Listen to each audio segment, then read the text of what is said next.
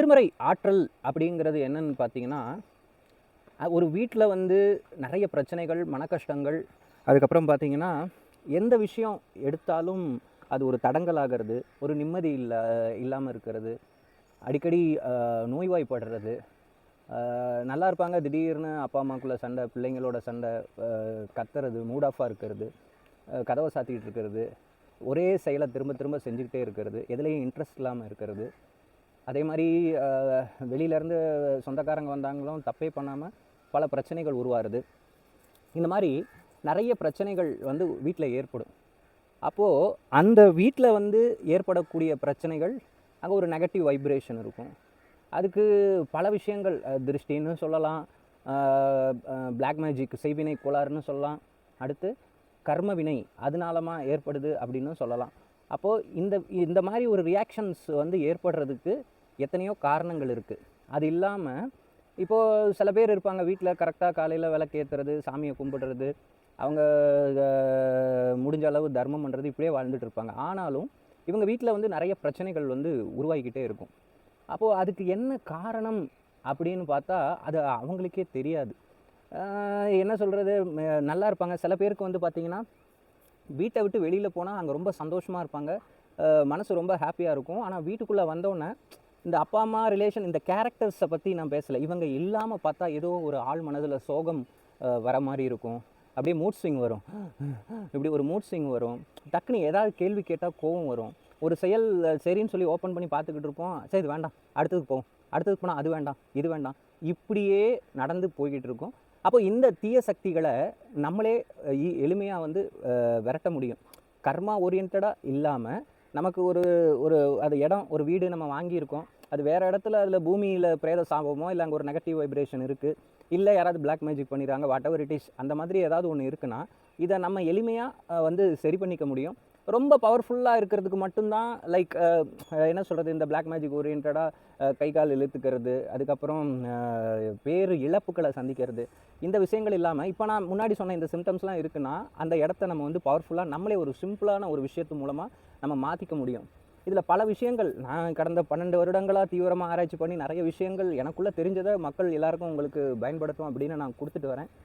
So ஃபுல்ஃபில்லாக முழு நம்பிக்கையோடு நீங்கள் இதை ஃபாலோ பண்ணும்போது கண்டிப்பாக 100% உங்களுக்கு ரிசல்ட்ஸ் கிடைக்கும்.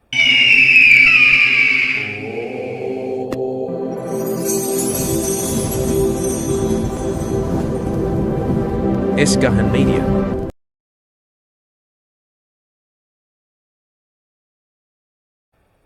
ஓம் ஹ்ரீம் விஸ்வாமித்ர மகரிஷியே நமோ நமஹ. இப்போ நான் எதை பற்றி பேச போகிறேன் அப்படின்னா, ஒரு ஒரு சிம்பிளான விஷயம். போகர் வந்து நவபாஷாணம் மூலமாக தான் முருகனை உருவாக்கினார். அப்போது அதில் பல மூலிகைகள் பயன்படுத்தப்பட்டன.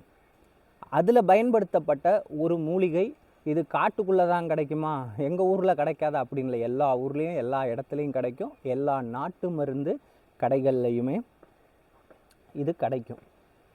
அப்போது அது ஆல்ரெடி இது வந்து போகர் இதிலேருந்து வந்திருந்தாலும் நிறைய புக்கில் நிறைய மூலிகை சாஸ்திரங்கள், மாந்திரிக சாஸ்திரங்கள் இது எல்லாமே போட்டிருந்தாலும் போகர் இது மட்டும் தெரிஞ்சுக்கோங்க. நான் இதுக்கு முதல்ல ஒரு விஷயம் சொல்லிடுறேன். டைரெக்டாக இவர் வந்து சில பேர் இருப்பாங்க, டைரெக்டாக அந்த விஷயத்த மட்டும் சொல்லாமல் இவர் வள குலன்னு போகிறாரு அப்படின்னா, சொல்ல மாட்டேங்கிறாரு அப்படின்னா, அதுக்கு முதலான ஒரு ரீசன் நான் என்ன சொல்கிறேன்னு கேட்டுக்கோங்க. இப்போது கடைசியாக ரெட்டை போட்டு அடுத்து ஒயிட் காயினோ பிளாக் காயினோ போட்டால் மேட்ச் முடியுதுன்னு வச்சுக்கோங்க. இதுதான் மேட்ச்னு புரிஞ்சிருச்சு.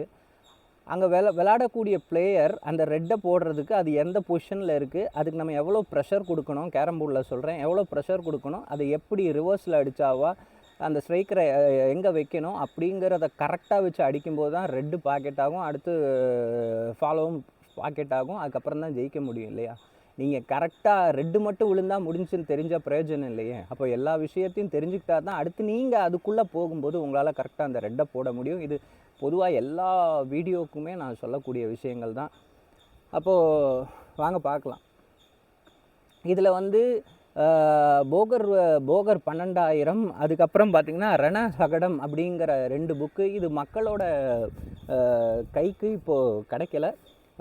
முன்னாடி பிரிட்டிஷ்காரங்க வந்து ஆட்சி பண்ண காலத்தில் பார்த்திங்கன்னா அதில் தனி மனிதன் வந்து ஒரு பிளாக் மேஜிக் யாருக்கு எப்படி பண்ணலாம், இல்லை அப்படி பண்ணியிருந்தா அதுலேருந்து எப்படி தப்பிக்கலாம், புதையலை எப்படி தேடலாம், உடல்ல இருந்து அற்புத சக்திகளை எப்படி வெளிப்படுத்தலாம், எப்படி பல வசியங்களை செய்யலாம், அதுக்கு என்னென்ன மூலிகைகள்னு கிட்டத்தட்ட போகரை பற்றி நூல்களே ஒரு 20 நூல்களுக்கு மேலே இருக்குது. ஆனால் இதில் மக்களுக்கு கிடைக்காத நூல்கள் அப்படிங்கிறது இப்போ நான் சொன்ன இந்த 2 நூல்கள். ஆனால் இப்போ யார்கிட்டையுமே இல்லை, அது அழிஞ்சு போச்சுன்னு சொல்கிறாங்க. அப்படி இல்லை. அந்த நூல்கள் வந்து பார்த்திங்கன்னா எனக்கு தெரிஞ்சு நிறைய பேர்கிட்ட இருக்கலாம், ஆனால் எனக்கு தெரிஞ்சு ஒரு 7 பேர்கிட்ட இருக்குது. அப்போது இது எங்கேன்னு பார்த்தீங்கன்னா நேபாளில் வந்து நாகர்கோடுன்னு சொல்லலாம், இல்லை நகர்கோட் அப்படின்னு சொல்லலாம். அந்த இமயமலை அடிவாரத்தில் கிள்ளிவளவன் அப்படிங்கிற ஒரு சித்தபெருமான் இருக்கார். அவருக்கு வயசு வந்து 103 வயசாகுது. அவரோட சொந்த ஊர் என்ன, இன்னும் உயிரோடு இருக்கார். அப்போது அந்த பிரதி புஸ்தகம் அவர்கிட்டையும் இருக்குது. அவரை ஃபாலோ பண்ணக்கூடிய சிஷ்யர்கள் வந்து பார்த்திங்கன்னா ஒரு 12 பேர் அவங்களும் இருக்காங்க. அதில் ஒரு 7 பேர்கிட்ட அதோட ஜெராக்ஸ் காப்பி அவங்ககிட்ட இருக்குது, அவங்களும் ஃபாலோ பண்ணிகிட்டு இருக்காங்க. அப்போது இந்த சித்தரானவர் எங்கே பார்த்திங்கன்னா மதுரை மாவட்டம் குருவித்துறை பூர்வீகமாக கொண்டவர். அவருக்கு வந்து பார்த்திங்கன்னா மலை நேசன் அப்படிங்கிற ஒரு பேரும் உண்டு. ஏன்னா அவர் வந்து உயரமான மலை சிகரங்களெல்லாம் அவர் வந்து ரொம்ப விரும்பி அங்கே போய் பிரயத்தனப்பட்டு நிறைய விஷயங்கள் இவங்க மக்களுக்கு தெரியாமல் ஒளிந்து வாழ்ந்துக்கிட்டு இருக்காங்க. அப்போது ஒவ்வொருத்தவங்களுக்கு கொடுக்கப்பட்ட விஷயத்தினால அவங்கவுங்க மறைந்து வாழ்ந்துக்கிட்டு இருக்காங்க. சரி, ஓகே. இதில் இன்னொன்று பார்த்திங்கன்னா அவர் வந்து மலைநேசன், இன்னொரு அவரோட சிஷ்யனோட பேர் வந்து புவிநேசன். அதுக்கப்புறம் அவரும் வந்து கோயம்புத்தூர் மாவட்டத்தில் இருக்கார். அடுத்து என்ன, மக்கள் பார்வைக்கு அவர் இன்னும் வரல. அடுத்து பார்த்திங்கன்னா தீபக் சர்மா அப்படின்னு உத்தரப்பிரதேசத்தில் இருக்கார். இப்படி நான் யோசித்து பார்த்து ஒவ்வொரு பேராக சொல்லணும். இவங்கெல்லாமே அதை பயன்படுத்தி மக்கள் நல்லதுக்காக சில சேவைகள் மறைந்திருந்து இவங்க செஞ்சுக்கிட்டு இருக்காங்க. இப்போது அதில் ஒரு விஷயம் அவர் மூலமாக, அந்த கிள்ளிவளவன்கிற மூலமாக எனக்கு ஒரு பல விஷயங்கள் அடியேன் தெரிஞ்சுக்கிட்டேன். அப்போது அதில் பல பரிகாரங்கள் ஒரே விஷயத்துக்கு பல மந்திரங்கள் இருக்குது. ஒரு விஷயம் நடக்க பல மந்திரங்கள், பல வழிமுறைகள், பல செயல்கள் எல்லாமே இருக்குது. அப்படி இருக்கும்போது இப்போ காயகல்பம் அப்படின்னு நம்ம சொல்கிறோம் இல்லையா, காயகல்பம் என்னென்னா உடலை வந்து அழியாமல் பாதுகாக்கக்கூடிய தன்மை. நமக்கு தலைமுடி நிறைக்காது. அந்த மூலிகையை அப்படி காயகல்ப மருந்தாக எடுத்துக்கிட்டோம்னா தலைமுடி நிறைக்காது. சீக்கிரமே நமக்கு வந்து என்ன சொல்கிறது, மரணம்ங்கிறது வராது. பல அற்புத ஆற்றல்கள் வரும். இது எல்லாத்துக்குமே இவங்க ஒரு சில அத்தனை சித்தர்களுமே, இடைக்காடர், திருமூலர், இவங்க எல்லாருமே, போகராக இருக்கட்டும், இவங்க எல்லாருமே ஒரு டயட், அதாவது இந்த ஃபுட்டு டயட்டுங்கிறத கரெக்டாக ஃபாலோ பண்ணாங்க. பட் அதை கல்பமாக மாற்றக்கூடிய மருந்து இருக்குது பார்த்திங்களா, அது ஒவ்வொரு சித்தருக்கும் ஒவ்வொரு ஸ்டைல். ஏன்னா நான் இப்போ சொன்னேன் பார்த்திங்களா, ஒரு விஷயத்துக்கு பல ரெமெடிஸ் இருக்குது அப்படின்னு சொன்னேன் இல்லையா. ஒவ்வொருத்தருமே ஒரே ஸ்டைலை பயன்படுத்தலை. அவங்க அந்த உடம்பை காயகல்பமாக மாற்றுறதுக்கு பல மூலிகைகளை பல அளவில் பல பொருட்களோட ஒவ்வொரு ஸ்டைலில் மாற்றி அவங்க இத்தனை வருடம் சாகா வரம் பெற்று இப்படி வாழ்ந்துட்டுருக்காங்க. சரி, பார்ப்போம். இப்போ என்ன அப்படின்னு பார்த்தீங்கன்னா, இந்த அஞ்சனக்கல் அப்படின்னு ஒன்று இருக்குது நாட்டு மருந்து கடையில். அந்த கல்லை வாங்கிக்கோங்க. அந்த கல்லை வாங்கிட்டு நீங்கள் என்ன பண்ண போகிறீங்க அப்படின்னு பார்த்தீங்கன்னா, அது பல உடச்சி வச்சுருப்பாங்க. அது ரெக்டாங்கிளாக இருந்தாலும் சரி, ட்ரையாங்கிளாக இருந்தாலும் சரி, ஸ்கொயராக இருந்தாலும் சரி, முக்கோணமாக, திருகோணம், அறுகோணம் எப்படி இருந்தாலும் சரி, அதில் ஒரு பெரிய கல்லாக ஒன்று எடுத்துக்கோங்க. அந்த கல்லை எடுத்து உங்கள் வீட்டு பூஜை அறையில், சில பேர் வந்து என்ன பண்ணிகிட்ருப்பீங்க அப்படின்னு பார்த்தீங்கன்னா, சில பேர் ரெகுலராக சிவ பூஜை பண்ணுவீங்க, சில பேர் திங்கக்கிழமை பண்ணுவீங்க. அபிஷேகம் பண்ணலாமான்னா அபிஷேகமும் நீங்கள் தாராளமாக பண்ணிக்கலாம். இல்லை நாங்கள் அபிஷேகம்லாம் பண்ணுறது இல்லைன்னா அதுவும் பண்ண வேண்டாம். அப்போது டெய்லி நீங்கள் விளக்கேற்றி அந்த அஞ்சனக்கல்லை சிவபெருமானாக நினச்சிக்கோங்க. அந்த சிவபெருமானாக நினச்சிக்கிட்டு அவருக்கு உங்களால் முடிஞ்ச கல்கண்டோ ஒரு நைவேத்தியமோ அது கொடுத்து ஊதுபத்தி காட்டுறது. அபிஷேகம் பண்ணுறவங்க அபிஷேகம் பண்ணி அதுக்கு வந்து தூபதீபம் காமிச்சு அதை சிவலிங்கமாக பாவித்து இந்த விஷயங்களை நீங்கள் பண்ணிட்டு வரும்போது இந்த கல்லுக்குரிய சக்தி என்ன அப்படின்னு பார்த்தீங்கன்னா, பஞ்சபூதங்கள் இருக்கு இல்லையா, அந்த பஞ்சபூதங்களில் நீர் சக்தி, நிலசக்தி, நெருப்பு சக்தி, காற்று சக்தி, பிராண சக்தி, இப்படிலாம் இருக்குது. ஆகாய சக்தின்னு இருக்குது. அதுக்கப்புறம் பார்த்திங்கன்னா பிரபஞ்ச சக்தி, காந்த சக்தின்னும் இருக்குது. அப்போது ஆகாய சக்தியை ஈர்க்கக்கூடிய தன்மை இந்த அஞ்சனக்கல் அப்படிங்கிறதுக்கு இருக்குது. அப்போது இந்த கல் வந்து ஆகாய சக்தி அப்படிங்கிறது பார்த்திங்கன்னா இருளை விளக்கக்கூடிய தன்மை.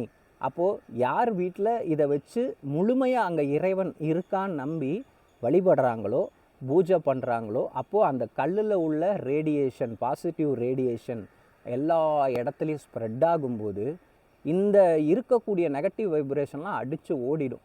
அதுக்கப்புறம் பார்த்தா வீட்டுக்குள்ளே வந்தால் நல்லா ஹாப்பியாக இருக்கும், உடம்பு டயர்டாகாது, ஒரு சடன் சேஞ்சு தெரிய ஆரம்பிக்கும். எதுவுமே ஒரு 21 நாள் 48 நாள் நம்ம தொடர்ந்து ஃபாலோ பண்ணி பண்ணும்போது ஒரு நல்ல சேஞ்சஸ் தெரியும். ஏன் சொல்கிறேன் அப்படின்னா, நமக்கு வீட்டு வந்தாலே ஒரு மாதிரி சோகமாயிடுது, மனசு கஷ்டமாக இருக்குது. இந்த மாதிரி பிரச்சனைகள் வரும்போது நம்மளால் சிந்திக்கும் திறன் இருக்காது. அடுத்தடுத்து படிக்கலாம், அடுத்து என்ன பண்ணலாம், பிஸ்னஸை டெவலப் பண்ணலாம், ஒரு சிந்திக்கவே முடியாது. அப்போது ஒரு மாதிரி ஒரு டென்ஷனாக இரிட்டேஷனாக இருக்கும்போது நமக்கு சிந்திக்க முடியாது. இப்போ இதெல்லாம் அங்கேருந்து மாறும். அப்படி மாறும்போது நமக்கு சிந்திக்கும் திறன் கூடும்போது நம்ம தேடக்கூடிய பாதைக்கான கதவு தானாக திறக்கும். சரி, நீங்கள் வாங்கும்போது ஒரு சிவலிங்கம் மாதிரி ஒரு சைஸ்க்கு வாங்கிக்கோங்க. அதை வச்சு ஆவுட இருக்கணும் அப்படி இல்லை, ஒரு கல்லை வச்சு அதை சிவலிங்கமாக நினச்சி நீங்கள் பூஜை பண்ண போகிறீங்க. அப்புறம் வேறு என்ன பண்ணலாம் அப்படின்னு பார்த்தீங்கன்னா, ஒரு எதிர்மறை ஆற்றல் நம்ம ஒருத்தரை பார்க்க போகிறோம், எல்லாம் செய்ய போகிறோம் அப்படிங்கிறப்போ அது போகணும் அப்படின்னு நீங்கள் நினச்சிங்கன்னா, இந்த அஞ்சனக்கல் ஒன்று வாங்காதீங்க, 2-3 வாங்கிக்கோங்க, கிடைக்கும். அப்போ அதை வாங்கி நல்லா பொடிச்சு நீங்கள் டெய்லி திருநீர் இட்டுட்டு வருவீங்களே, அதோடு மிக்ஸ் பண்ணி இட்டுட்டு வரும்போது எந்த ஒரு கவரும் தன்மை, ஈர்க்கும் தன்மை, வசீகரத்தன்மை உங்களுக்கு கிடைக்கும். எங்கே போனாலும் நெகட்டிவ் வைப்ரேஷன் உங்களுக்கு வந்து கண்டிப்பாக வரவே வராது. இதை என் வீட்டுக்காரர் மட்டும்தான் இதுக்கு பண்ணணுமா, நிறைய சந்தேகங்கள் மக்கள் வரும். அந்த அபிஷேகம் பண்ணுறதோ பூஜை பண்ணுறதோ என் வீட்டுக்காரர் மட்டும்தான் பண்ணலாமா, இல்லை நான் பண்ணலாமா, இல்லை நான் பண்ணக்கூடாதா, என் வீட்டுக்காரம்மா மட்டும்தான் பண்ணலாமா அப்படின்னு கேட்டிங்கன்னா, யார் வேணாலும் பண்ணலாம். ஏகபில்பம் சிவார்ப்பணம். பொங்கல் வச்சு, படையல் வச்சு, புளியோதரை வச்சு இதெல்லாம் போடணுன்னு இல்லை, ஏகபில்பம். எனக்கு ஒரு பில்வத்தை கொடுத்தாலே போதுங்கிறான் இறைவன். அப்போது ஏதோ ஒரு கல்கண்டு ஏதோ ஒன்று நைவேத்தியம் பண்ணி அதை வாசலில் இருக்கிற எறும்புகளுக்கோ பறவைகளுக்கோ போட்டு விட்டுட்டு அனுதினமும் இதை நீங்கள் பண்ணிட்டு வரும்போது ஒரு நல்ல மாற்றத்தை நீங்கள் ஏற்படும். இது ரொம்ப நான் தான் சொல்கிறேன்ல, இப்போ பிளாக் மேஜிக் ஓரியன்டாக இருந்தால் கூட எங்கேயோ போய் தீர்வு இல்லை, எனக்கு பெரிய அளவில் ரெமடி பண்ணணும், வேறு ஏதாவது நான் பார்க்கணும் அப்படின்னு நீங்கள் யோசிச்சிங்கன்னா இதை ட்ரை பண்ணி பாருங்கள். இதுலேயே சரியாயிடும். இதில் சரியாகலை அப்படின்னா மட்டும் அதுக்கப்புறம் நீங்கள் போய் அதை ட்ரை பண்ணுங்கள். மேக்ஸிமம் உள்ள பிரச்சனைகள் இந்த இடத்துல சரியாயிடும். நிறைய பேர் பேசுவாங்க அப்படி கிடையாது இப்படி கிடையாது. இல்லாமலா போகர் வந்து இத்தனை விஷயங்களை கொடுத்துட்டு போயிருக்காரு. பிளாக் மேஜிக் வந்தால் என்ன பண்ணுறது, அதை பண்ணுறது, இதெல்லாம் படிக்கும்போது தான் நமக்கு தெரிய வரும். அப்போது இன்றைக்கி அடியன் கொடுத்த பதிவு உங்களுக்கு ரொம்ப யூஸ்ஃபுல்லாக இருக்கும் அப்படின்னு நம்புகிறேன். மீண்டும் ஒரு நல்ல பதிவில் சந்திக்கலாம். சிவோகம்.